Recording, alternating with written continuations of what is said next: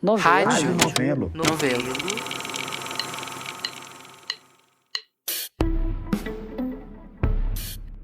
Hoje o papo é sobre jornalismo e objetividade. É uma discussão antiga. É possível ser objetivo? O que é ser objetivo? Só reportar os fatos? Quais fatos? Reportar exatamente o que disseram as fontes? Mas quem são essas fontes? E como a gente desenrola tudo isso quando muita gente se informa pelas redes sociais?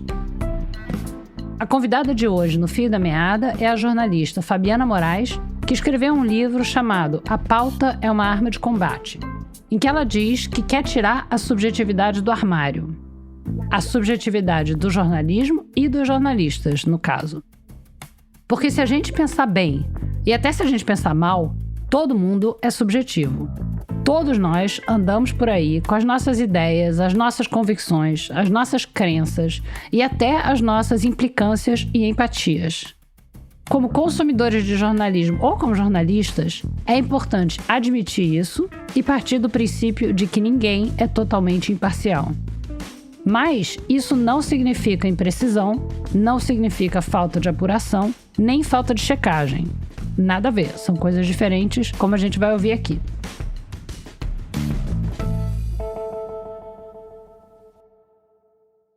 Hoje a gente vai falar aqui, Fabiana, muito sobre esse teu livro, que eu tô mostrando e ninguém tá vendo, porque é um podcast, mas que se chama A Pauta é uma Arma de Combate. Para quem não é jornalista, inclusive como eu, que não sou, vamos começar explicando o que é a pauta, o que você chama de pauta? Essa foi a minha pergunta para começar até o próprio livro, porque há uma compreensão geral do que é pauta como uma espécie de roteiro que não só jornalistas, mas documentaristas, diretores, diretoras recebem para cumprir um roteiro meio que fechado. Você vai fazer isso, vai fazer isso, vai fazer isso. E isso, de certa maneira, descaracteriza a ideia de pauta como um lugar reflexivo também. Um lugar de escolhas, um lugar de exclusões, né? Pode até ser esse roteiro, mas esse roteiro vai te demandar escolhas e exclusões que podem ser escolhas políticas. Você pode dar um exemplo? Por exemplo, no livro eu cito um episódio a respeito do assassinato de um professor aqui em Recife. E ele morava num edifício no centro da cidade que estava muito associado, ainda está um pouco, mas isso mudou porque tem uma nova ocupação, mas é um edifício muito associado ao público LGBTQIA+. Quando ele foi encontrado morto, no mesmo momento a imprensa foi até o local, quando saiu essa história, até a polícia. E isso aconteceu, não sei o dia exatamente, mas sei lá, numa segunda, na terça, as matérias que saíram reverberavam o que a polícia falou. E a polícia falou o seguinte: a casa dele, o apartamento desse professor, chamava Betinho, era frequentado por garotos de programa. Pronto, estava lá nos jornais. Porque é isso, né? Você acostuma. Essa fonte primária, que é a polícia, disse isso e eu estou só colocando, porque eu só relato. Mas o que significa dizer que o Betinho tinha um apartamento frequentado por garotos de programa? Não houve nenhum jornalista que disse assim, mas vocês já investigaram e chegaram à conclusão que pode ter sido um? Isso aconteceu, menos de 24 horas depois estava publicado. Então, isso é uma questão para a gente refletir. O jornalista é um mero repetidor de informação ou cabe a nós ser filtros reflexivos? Porque isso é uma declaração homofóbica, que sugere que ele foi morto porque ele recebe, teoricamente, supostamente, a polícia não tinha investigado nada, garotos de programa. É um ótimo exemplo, porque tem duas coisas aí, né? Primeiro, isso que você falou, que é super importante, que eu quero que a gente fale mais, sobre a suposta isenção do jornalista que está só botando uma aspa. Eu não tenho nada com isso, foi isso que a polícia falou, eu estou só botando, né? E depois, sem ter nenhuma investigação de se um desses garotos, se de fato tinha garotos de programa, se um desses garotos de programa teria matado ele ou não, porque se não tiver matado, se não tiver nenhum suspeito, se não tiver nenhuma investigação, essa informação é completamente relevante, vindo da polícia, vindo de Deus, vindo de seja lá quem for, se ele... Descartável. Sim, que interesse isso tem no caso desse assassinato, ele se dá ou não com garotos de programa se nenhum deles matou, né? Mesmo se tiver matado, né? Você está interessado em quem matou e não na profissão da pessoa que matou. A família dele soube desse fato específico através dos jornais. E aí eu, como leitora, e a gente tem que pensar numa massa que é mais conservadora, é um país homofóbico de maneira geral, né? Ou que fica ali meio no meio termo, finge que não é, mas a população geral já vai atribuir a ele a culpa pela própria morte, pelo próprio assassinato. Recebi esses garotos, olha o que aconteceu. Então é uma forma de matar a pessoa duas vezes. Na época, eu procurei o jornal que eu trabalhava, porque todos os jornais repercutiram, todos os jornais, televisões repercutiram a fala da polícia, porque é essa fonte primária. Eu disse, gente, a gente perde demais aqui, a gente culpabiliza a vítima, porque pelo menos tivesse na matéria, mas a polícia disse isso, mas não investigou, não tem nenhum indício, mas deu essa declaração. Isso podia estar no texto. Você usava a declaração da polícia, mas fazia esse reparo. Então, eu entendo que a pauta é esse lugar de reflexividade, porque senão você fica reproduzindo violência, você fica amolando a faca. E aí a pauta, como você diz no título do teu livro, que aliás é um ótimo título, porque chama muita atenção, né? A pauta é uma arma de combate. Ela pode ser uma arma de combate para o bem ou para o mal, porque ela pode ser uma arma de combate contra pessoas gays, por exemplo, como num caso como esse, né? Ela é claramente usada para estigmatizar uma determinada população, né? Exato. Eu me lembro que na época que eu estava fazendo a pesquisa, eu encontrei uns artigos, eu acho que é do Jorge Juin, que é um professor da Universidade Federal de Santa Catarina. Ele escreve muito sobre questão de humanidade no jornalismo, a gente escreveu até um artigo juntos, recentemente. Das pesquisas dele, ele citou como é que os indígenas eram noticiados em alguns jornais, e ele pega um exemplo da revista Veja, e tem uma declaração do Mourão, falando que não, a gente tem que civilizar essa região e realmente retirar os indígenas dali, algo dessa linha. E essa coisa que se construiu também, né, entre o que é civilizado e o incivilizado, e os indígenas aí representando essa população incivilizada que deveria ser. E isso está colocado assim na revista tranquilamente. Como aspas do Mourão, sem nenhum comentário de... Vamos retirar esse pessoal incômodo daqui. Isso você vai se repetir com populações favelizadas, que vivem em morros, né? Não é uma novidade exatamente no Brasil. Mulheres, né? Em caso de violência contra a mulher, sempre é aquela coisa de encontrada morta a facadas. E você fica dizendo, como assim, morta a facadas? Quem esfaqueou? Você não vai acusar a pessoa se a pessoa não foi condenada, mas pode dizer, suspeito, fulano foi preso. Tem aquele livro que também tem um ótimo título, que eu acho um excelente título, que é Histórias de Morte Matada, Contadas Feito Morte Morrida. Eu acho um ótimo título. É exatamente isso. São mulheres que foram assassinadas e que são reportadas no jornal como se tivesse, sei lá, veio um alienígena e matou aquela mulher e ela foi encontrada morta. E aí tinha um exemplo... em que é uma mulher que foi assassinada pelo marido a facadas e o marido foi preso em flagrante com o coração da mulher na mão, porque ele matou ela a facadas, ele abriu o corpo e tirou os órgãos. E ele foi pego em flagrante e foi preso. No jornal diz, mulher morta a facadas, marido foi preso. E não diz mulher assassinada pelo marido. Esse realmente é um caso que não tem nem dúvidas de quem foi que matou, né? Mas não diz, não tem o agente da ação. É só uma coisa na voz passiva. Foi morta, foi encontrada morta. Isso tudo vai meio que criando uma ideia de normalização, né? Que é uma coisa que você fala também a respeito das aspas, que você fala muito da naturalização e da normalização do Bolsonaro, na ascensão do Bolsonaro. Começando a falar barbaridades mais em público, chamando mais atenção do que nos 20 e tantos anos anteriores dele como político, e a mídia mainstream botando entre aspas sem fazer nenhum comentário. E também sem dizer uma outra coisa que você diz, que eu fiquei bem impressionada, que eu queria que você comentasse, que eu não tinha pensado nisso, não tinha reparado. Como a imprensa brasileira, desde o início, não se referia ao Bolsonaro como sendo de extrema-direita. Apesar dele elogiar a ditadura e elogiar a torturadora, e dizer que a ditadura tinha que ter matado mais gente, emitir muitas opiniões que eram claramente de extrema-direita, e a imprensa internacional, mesmo a imprensa conservadora, Financial Times, Economist, gente que não pode ser acusada de comunista de jeito nenhum, chamando ele de extrema-direita, e no Brasil não, né? Pois é. E essa escolha por parte de alguns jornais de não chamar, dizer que ele era de extrema-direita, era uma escolha, segundo os próprios jornais, técnica, que seguia o manual. E isso me impressionou muito na época. Eu devo dizer que eu jamais perdoarei parte da imprensa brasileira por ter higienizado o Bolsonaro. Jamais. Eu acho que foi um dos atos mais antidemocráticos que parte da imprensa que se diz profissional, eu prefiro dizer comercial, cometeu. Essa nomenclatura não é à toa, não é implicância. Mas quando a imprensa se diz profissional, ela retira desse grupo veículos como Intercept, veículos como Joio e Trigo, veículos como Repórter Brasil, veículos que são mais posicionados, mas eles não são menos profissionais.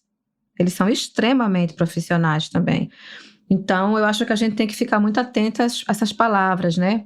Mas, voltando especificamente à questão de Bolsonaro, uma coisa que foi normalizada foi, por exemplo, quando ele cometia atos extremamente misóginos.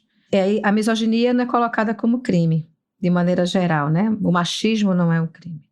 Mas o racismo é. Então, era possível legalmente chamá-lo de racista. É verdade. Quando ele disse no Clube Israelita, no Rio de Janeiro, que o quilombola não servia nem para procriar, que o quilombola pesava arroba, ele foi aplaudido. E depois isso foi para a imprensa com as aspas, com o declaratório. Bolsonaro diz frase polêmica. Ele disse uma frase criminosa. Ele comete racismo. E aí, Branca, eu tenho um pouquinho de fé, porque eu acho que foi preciso o Bolsonaro ter chegado ao poder para que pelo menos uma parte dessa imprensa comercial compreendesse o que significa você naturalizar a violência. Eu não tinha a menor dúvida de que Bolsonaro era violento. E aí, para fechar, o manual da Folha de São Paulo, eu acho que na época se foi utilizado para dizer a gente não usa extrema-direita porque a gente só usa isso quando esse partido, esse grupo político comete atos de violência. E ele estava o tempo inteiro falando coisas desse tipo, racista. Ele estava falando coisas absurdas sobre mulheres. Sobre pessoas LGBT também, né? Aquela coisa de eu prefiro um filho morto que um filho gay e outras coisas do tipo. Exatamente. E durante a campanha, ele falou de metralhar as pessoas. Ele falou de limpar. E ele não era colocado como de extrema-direita. Qual foi o grupo mais atacado do Bolsonaro, da imprensa, assim que ele tomou poder? As mulheres. Para mim, eu não tinha dúvida que ele era, mas eu acho que era uma lógica, que a pauta também a ver com isso, né? Com uma lógica mesmo a partir de uma masculinidade. Isso você acha que é uma tentativa por parte da imprensa de manter a objetividade ou a imparcialidade? Ou tem diferença entre objetividade e imparcialidade? Ou é a mesma coisa? Que você fala muito disso no seu livro, né? De uma espécie de resgate da subjetividade, né? E eu fiquei pensando assim que essas notícias, tipo essa notícia que você contou do professor e os garotos de programa, ou o marido que matou a mulher e tirou o coração dela, isso não deixa de ser uma subjetividade, né? É uma subjetividade de dizer, esse cara é culpado, ele morreu porque ele era gay. Ou esse marido que arrancou o coração da mulher, ele não é culpado. Total. Porque a subjetividade sempre está posta, sempre. O que há é uma negação da subjetividade para se dizer mais imparcial.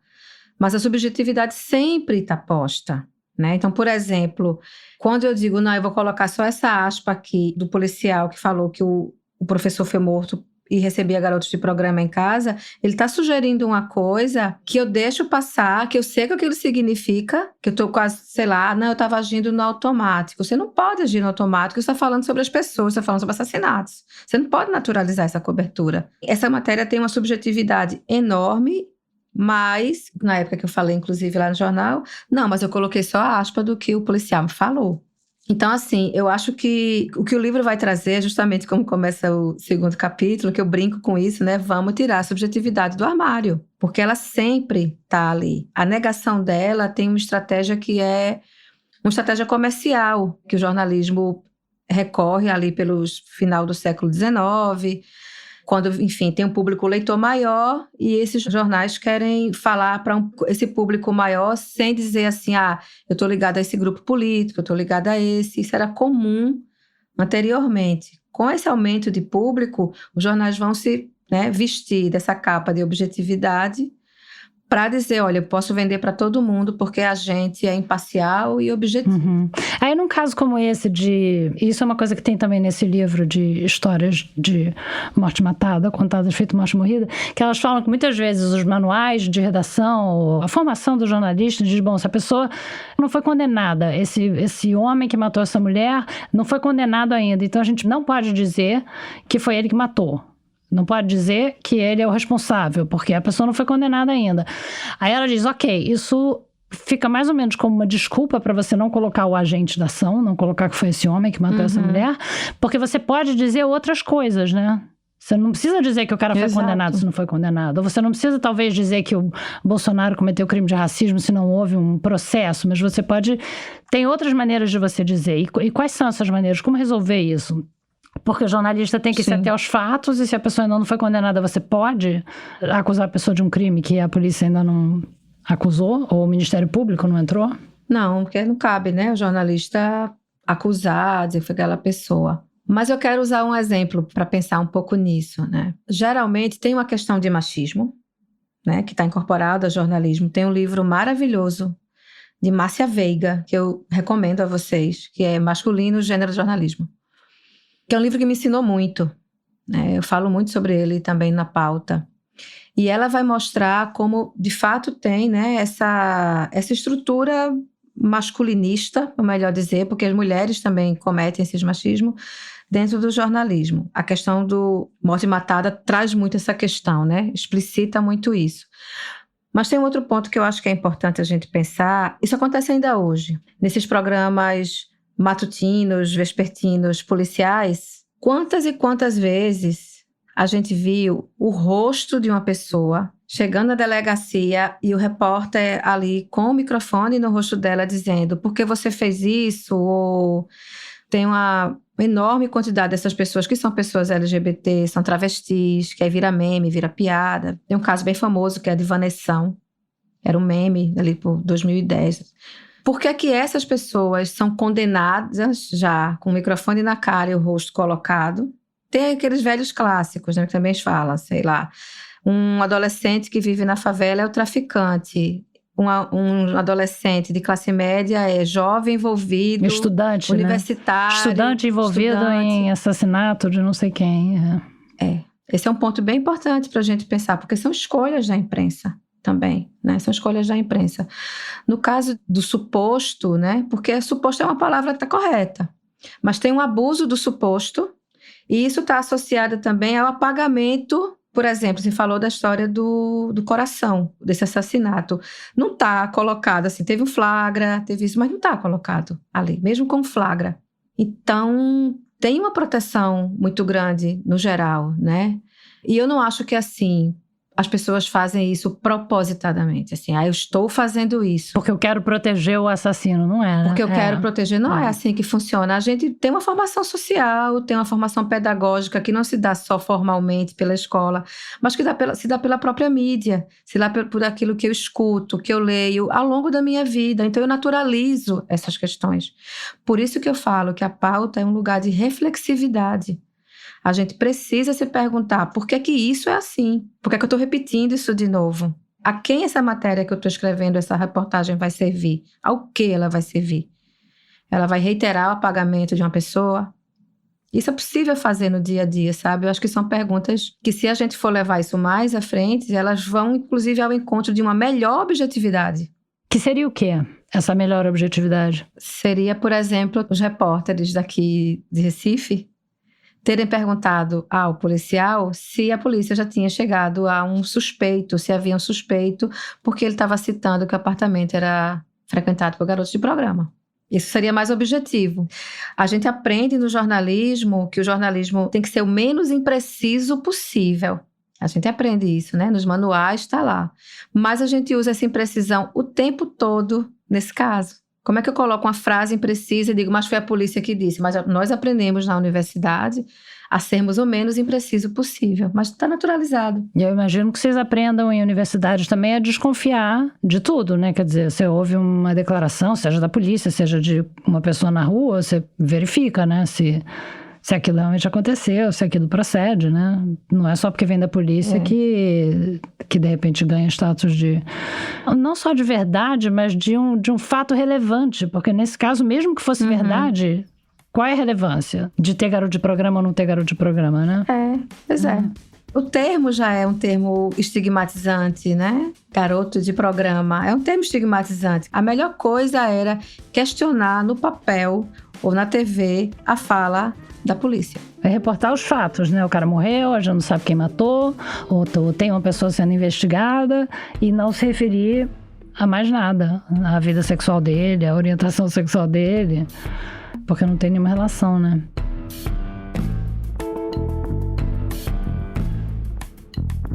Depois do intervalo, a Fabiana fala da cobertura da Lava Jato, da cobertura do fim da Lava Jato, de como driblar as barreiras para conseguir escrever sobre o que interessa a ela, do jeito que ela acha certo, e dá exemplos bem-sucedidos de interação online e offline.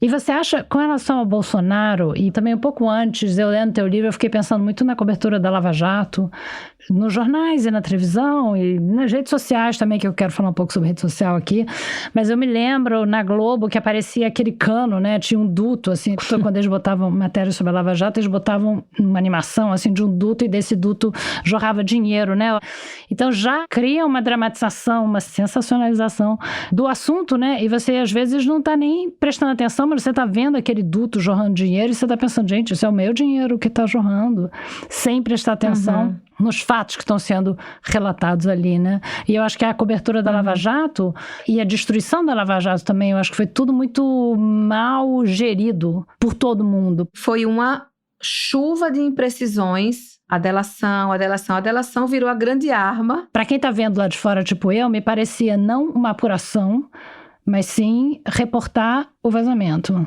Era isso? Exato. Reportar o vazamento e aí, obviamente, aquele ponto de vista de quem vazou. Então, assim, você teve ali uma espécie de paredão jornalístico completamente lavajatista, mas não no sentido interessante do que a Lava Jato propunha no seu nascimento. Porque o sentido da Lava Jato muda. E a imprensa está totalmente atrelada a isso. A Lava Jato termina de uma maneira completamente melancólica. Ela se destrói também por dentro, porque ela vai servir, na verdade, a uma perseguição política. E isso acaba com o propósito inicial da própria operação. Isso também ajudou a naturalizar o outsider, né? Porque o que vai se destruir também nesse processo é aquilo que a gente chamava de centro, não de centrão, de centro democrático.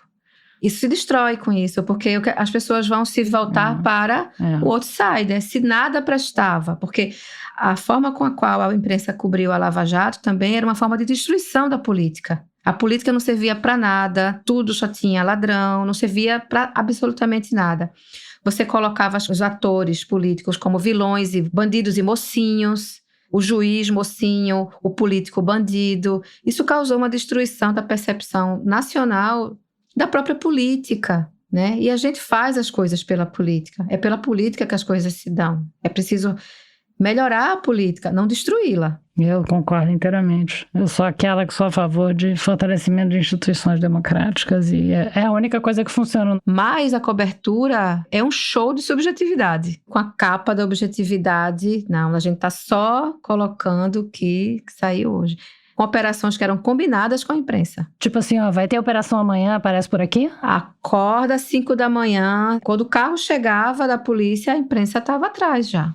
Isso aconteceu várias vezes. Quer dizer, já tinha um ponto de vista anterior à apuração. É essa a impressão que eu tenho. A apuração é feita de acordo com um ponto de vista e não você chega a uma conclusão depois de ter feito a apuração. Isso faz sentido? Com certeza. Falar desse ponto de vista completamente subjetivo, vendendo como completamente objetivo. Esse é que é o negócio, então, né? Quer dizer, não é que você esteja defendendo uma subjetividade absoluta, né? Mas você está dizendo é que não se pode ser subjetivo e se passar por objetivo, é isso? É, porque de saída todo jornalismo é subjetivo também. Tem subjetividade porque toda escolha é uma escolha subjetiva. A escolha de fontes revela, tem um estudo em cima de 30 anos da revista, de capas da revista Veja, por exemplo, só para dizer o que são escolhas que parecem objetivas. Mas quando ele vai fazer esse levantamento, 78% das capas de revista Veja são com pessoas brancas. O que isso significa? E mais uma vez eu digo, não, mas foi uma pessoa muito malvada que disse, eu só vou colocar a maioria branca. Não é exatamente assim que funciona. Mas você precisa olhar e dizer, o que é que eu estou fazendo? Como é que eu estou fazendo? quem está ficando de fora. Por exemplo, eu estou fazendo hoje um projeto na universidade que é criar um banco de fontes, junto com a Cajueira, que já criou, de fontes nordestinas, de fontes de universidades nordestinas, porque elas pouquíssimo aparecem como fontes especializadas nas entrevistas. A gente não ouve pessoas, especialistas nordestinos falando na imprensa nacional. Falando sobre qualquer assunto, né? Pouco. Acho que só ouve se for um assunto do Nordeste. Se não, se for um assunto... Exato. Quer dizer, as fontes do Sul e do Sudeste podem falar sobre qualquer coisa, inclusive sobre a guerra na Ucrânia, e, enfim, seja lá Totalmente. o que for. Mas as fontes nordestinas só podem falar sobre questões nordestinas, né? Exato. Quando me chamam, às vezes, para falar especificamente sobre o Nordeste, eu gosto, inclusive, né? Um tema que eu trabalho faz tempo. Ou mesmo racismo, ou minha experiência. Dizem muito assim, você pode escrever sobre experiência? E aí eu já falei algumas vezes, eu posso. E aí quando eu mando o texto não tem nada a ver com a minha experiência, ou tem muito a ver com a minha experiência, que é uma experiência de uma pessoa brasileira. O que você acha que é isso de, escreve sobre a sua experiência? Vocês imaginam perguntar isso para um cara branco? Escreve aí sobre tua experiência. Olha, é isso, você nem imagina. É porque parece que a experiência desse cara e a minha, parece que eu vivo em Marte. E a dele é universal, né? Todo mundo sabe. E aí, muitas vezes eu faço, claro, vou fazer isso. E não faço. Porque eu acho que a gente tem que driblar as coisas, sabe? Assim, beleza. Então, eu falo isso no livro, né? Chamo de hackeamento, mas hoje eu prefiro chamar de drible. Porque comecei a fazer um trabalho com uma pesquisadora da UF, Verônica, e ela trata muito sobre essa questão da encruzilhada, dos Exus e da comunicação, né? Da comunicação como esse lugar entrecruzado. E aí ela começou a falar também sobre essa questão de drible, e a gente fez um artigo juntas, justamente sobre essa ideia de drible, né? Pegando aí do futebol, pegando uma perspectiva racializada também, né? Porque é uma coisa que eu sempre falo, né? Como é que o maracatu rural existe até hoje? De pessoas pobres, pessoas negras, pessoas que trabalhavam em canaviais, pessoas que saíram de uma condição escravizada lá atrás, quando os maracatus aparecem. No drible, se não tinha ninguém vivo, se não tinha maracatu. Então, eu acho que a gente tem que aprender muito, falo muito isso, a gente tem que aprender muito, por exemplo, com as festas e com esses grupos que são subalternizados e insistem e estão produzindo beleza. Por exemplo, as rodas de samba. Por quê? Eu entendo que eles também resistem e eles driblam o tempo todo, porque eles agem coletivamente também, né? São ações coletivas. Então, eu acho interessante trazer essas questões para pensar o jornalismo. Eu não acredito em ações completamente individual e pronto, né? Para eu, por exemplo, promover um drible, eu preciso de um ou outro colega, por exemplo, na redação, de forma que esse drible aconteça. E isso tem a ver também com questões de subjetividade. Porque se eu chego, por exemplo, para um editor que eu sei que é extremamente conservador, enfim, e falo assim, olha, eu vou produzir uma matéria só ouvindo mulheres transexuais ou cisgêneras, mas mulheres pobres, negras, essa é a minha matéria inteira. Especialistas vão ser essas mulheres, vai ser assim. Se eu chegar dizendo isso para ele, obviamente a minha pauta não vai passar. Se eu falar para ele, eu tenho uma pauta sobre células-tronco, e eu, como jornalista, escolho pesquisadoras negras que estão falando sobre esse tema, nordestinas, não sei o quê, e escrevo a minha matéria e entrego, eu entreguei objetivamente a minha matéria, eu ouvi fontes especializadas, mas eu sei que escolha eu fiz. E eu nunca vi nenhum jornalista chegar na redação e falar assim, olha aqui, eu ouvi 5 caras brancos da USP, a matéria está pronta. E alguém dizer, não faz isso. Não. Não faça isso. Você entrega seu texto lindo e maravilhoso, muito bem apurado e pronto. Mas você sabe as escolhas que você fez. Isso é um drible. Interessante. Uma coisa que a gente anda pensando muito, a gente como humanidade, mas a gente na novela também, anda pensando muito na questão das redes sociais, né? Enfim, eu tenho a impressão que esse ano tá tudo piorando, né? Não só por causa dos anúncios feitos pela Meta e por causa do Trump e do Musk e dessa gente toda, mas que eu acho que esses algoritmos realmente estão ficando cada vez mais sensíveis em pegar microtretas, em realmente ampliar coisas negativas e muito, muito perigoso, muito assustador, causa ansiedade, causa infelicidade, causa tristeza, é muito grave, né? O que está acontecendo. E isso bagunça um pouco, pelo menos na minha cabeça, bagunça um pouco a questão da objetividade e da subjetividade do jornalismo, porque os jornalistas são muito ativos nas redes. Acho que especialmente no X, mas também migrando para outras redes, né? E aí, eu andei vendo o New York Times, por exemplo, faz uma série de proibições. Jornalistas do New York Times, em nome da objetividade ou da imparcialidade, eles não podem pertencer a partido político, não pode fazer doação à causa, não pode participar de passeata como manifestante, né? Só pode ir numa passeata para cobrir. Está escrito lá no manual de redação deles que não pode. Tem uma série de coisas que não pode. Tem restrições ao que eles podem fazer nas redes. E eu não sei como é que isso funciona aqui no Brasil. Se existem essas restrições também, se elas deveriam existir, se não, o que os jornalistas fazem nas redes, se isso bagunça a questão da subjetividade, porque aí a pessoa está lá como indivíduo dando sua opinião. Como é que funciona isso e se bagunça ou não essa questão de parcialidade, imparcialidade, objetividade, subjetividade? A gente está vendo muito bem que os algoritmos são completamente subjetivos, né? Nossa, De saída, completamente subjetivos. Pensando principalmente em quem são seus donos agora, o que é que eles já falaram sobre como é que eles vão, né? Então tem uma subjetividade enorme nos algoritmos. Eles são técnicos e subjetivos. Essas duas palavras não são dissonantes, elas fazem parte de uma mesma lógica. Esse exemplo do New York Times, assim, eu acho que ele fere um princípio democrático, né? Que se eu sou jornalista e quero, como cidadã, participar de um evento político, isso aí eu acho que eles estão ferindo, inclusive, a tão amada, né, primeira emenda deles. Que liberdade de expressão, né? Liberdade de expressão, claramente. Eu botaria uma máscara e iria. Não ia deixar disfarçado, bota aquele cabelo, nariz e bigode. Óculos, nariz e bigode. Botava uma máscara de Clark Kent e tirava essa onda. E iria. Não deixaria de ir, assim, porque enfim, né? A gente sabe que a questão da precarização, desemprego no jornalismo é super alta. Ninguém vai querer perder um emprego no New York Times. Mas assim, entendendo que isso, eles estão ferindo a própria Constituição. Eles não podem doar dinheiro para nenhuma causa política, nenhum candidato. Não podem usar adesivo de campanha.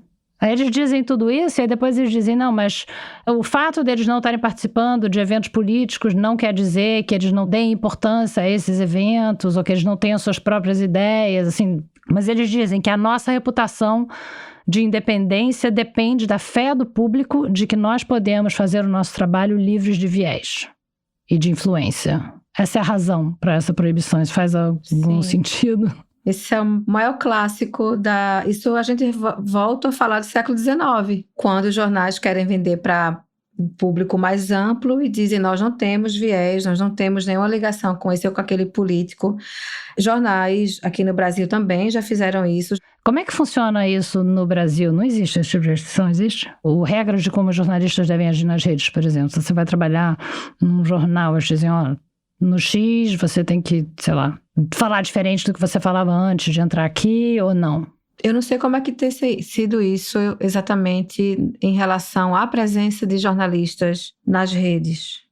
Mas em relação aos manuais, estou citando o Manual da Folha de São Paulo porque ele é o manual de jornalismo mais vendido no Brasil há mais de 3 décadas. Tem uma influência muito grande nas redações do país, né? Então, por exemplo, os jornalistas não podiam usar extrema-direita. Esse é um exemplo, eu falei antes, né? Então, essa generalização, essa naturalização do que foi feito o Bolsonaro, ela não está na Folha de São Paulo apenas. Ela se amplia por todo o Brasil, que também vai seguir parte das regras desses manuais. Houve crítica, então havia uma crítica interna, mas o fato é que eles seguiram. Então, me fala das redes. Qual é a tua relação pessoal com as redes? Good question. Você está em crise com a tua relação com as redes? Você é uma usuária, porque eu saí do X já há um tempo, então eu não sei, não tenho como acompanhar uma pergunta de quem está vivendo na ignorância Twitter, que eu devo dizer, não é ruim, não é uma posição ruim. Mas enfim, eu não sei qual é o teu uso de redes. Eu saí do X também, eu não fechei a conta para fazer buscas de coisas que eu escrevi, por exemplo, funciona, mas não estou postando mais, não entro. Aí se aparecer uma coisa que eu postei na minha busca e está lá, eu entro para pegar essa referência, mas não estou mais usando, fui para o Blue Sky, tenho usado o Blue Sky, uso o WhatsApp e uso o Instagram. Para postar coisas profissionais. Fiz uma conta no TikTok para postar basicamente coisas profissionais. Ali nos stories eu coloco uma coisa ou outra, sei lá, eu vi uma árvore bonita, eu vi um bocado de formiga maravilhosa no meio da rua. Assim. Mas eu entendo quem sai, eu realmente compreendo, porque nossa presença lá, obviamente, fortalece financeiramente esses grupos que adorariam me ver morta, mas ao mesmo tempo eu entendo que o drible se faz por dentro também, né?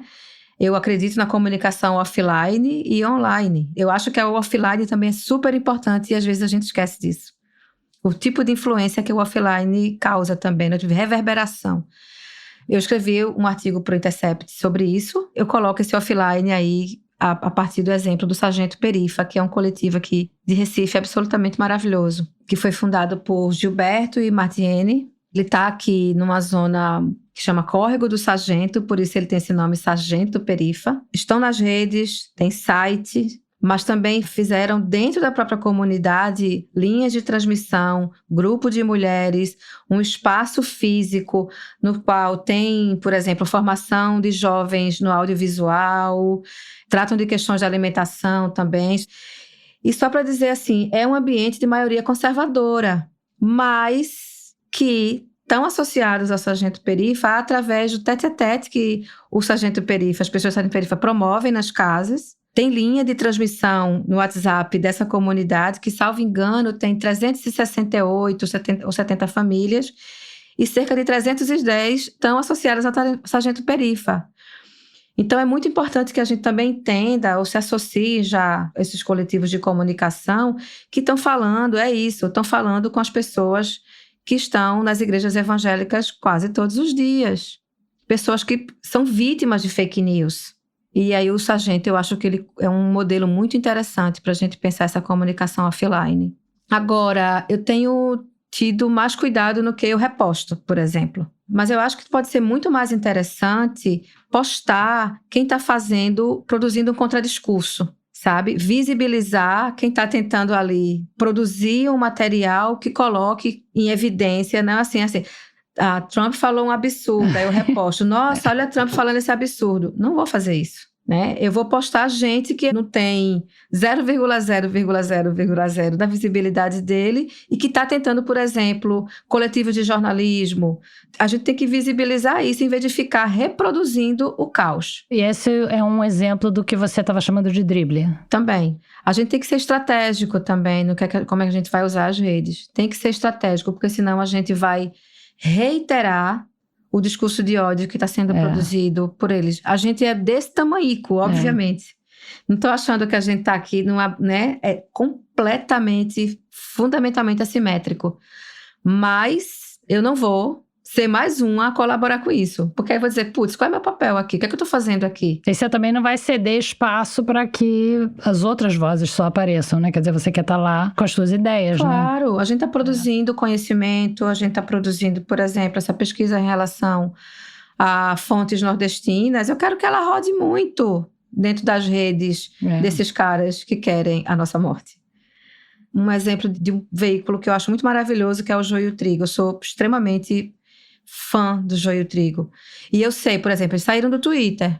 Explica o que é o Joio e o Trigo, para quem não sabe. É um coletivo de jornalismo especializado em questões da alimentação e da política.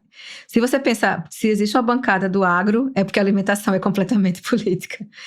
E o Joio faz aí várias e várias reportagens ligadas a questões ambientais, atreladas a produção de soja, por exemplo, a indústria do tabaco. Eles continuam no Instagram e eles vão permanecer no Instagram, porque eles têm uma quantidade muito grande de pessoas que seguem o Joio no Instagram. Importante que esteja. Uma estratégia também, que eu acho muito importante para estar nas redes, é driblar também essas palavras-chave que a extrema-direita adora usar. Então, por exemplo, liberdade, cuidar das nossas crianças. Quem é que não quer cuidar das crianças? E quem é que não gosta de liberdade? Está no senso comum, que inclusive Trump falou, né? Meu governo vai ser o governo do senso comum. A gente tem que ficar muito atenta a essa frase. E aí eu estava brincando, dizendo assim, putz, a gente pode fazer aí uma campanha dizendo, vamos cuidar de nossas crianças. Nós temos que cuidar das nossas crianças. Não pode ficar dando ultraprocessado para elas. As crianças são o futuro do Brasil.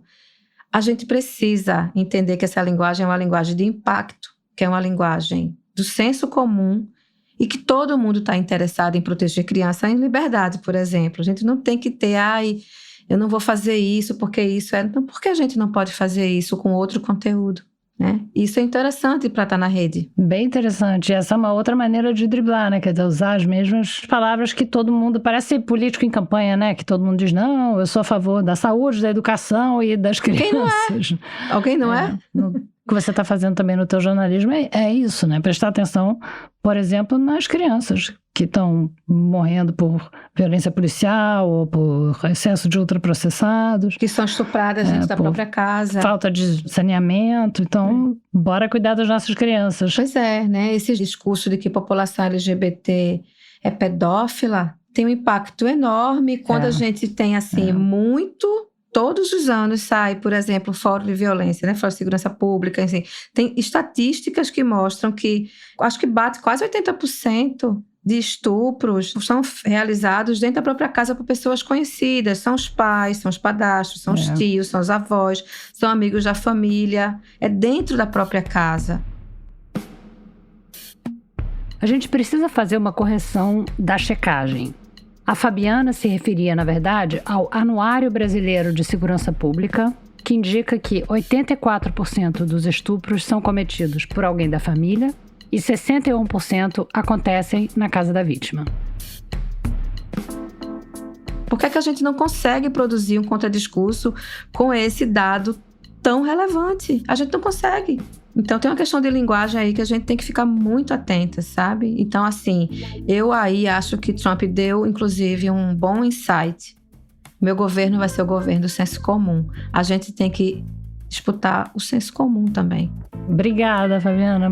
Parabéns pelo livro, viu? Assim, agora eu vou procurar os outros livros teus. Eu gostei dessa. Obrigada, Branca.